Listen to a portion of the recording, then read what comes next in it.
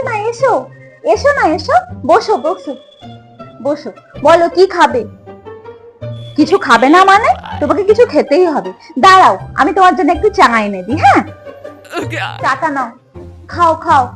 আমি আর ভালো, আর কি বলবো। এই যে তুমি আসলে, তোমাকে আমি চাটা খাওয়ালাম।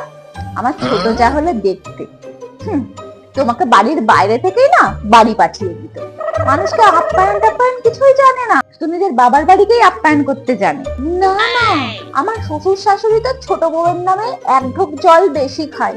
ছোট বউ জিন্স প্যান্ট সব পরে, ওকে কিচ্ছু বলে না। আর আমি সামান্য যদি একটু চুড়িদার পরতে চাই, তাহলে বলবে বাড়ির সম্মান, তুমি বাড়ির বউ, লোকে পাঁচটা কথা বলবে। আর ছোট বউয়ের বেলায় সব ছাড়। ছোট বউ তো রান্না বান্নাতেও ঢ্যাঁড়স, কাজে কর্মেও ঢ্যাঁড়স, তাও মুখে রাতই কাটে না।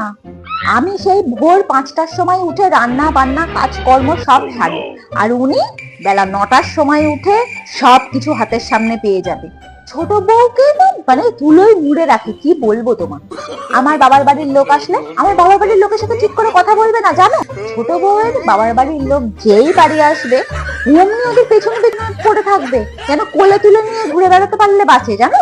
কি বলবো আর কাকিমা, এ বাড়ি ছেড়ে না চলে যেতে পারলে বাঁচি। খুব চেষ্টা করছি আলাদা গিয়ে থাকবো।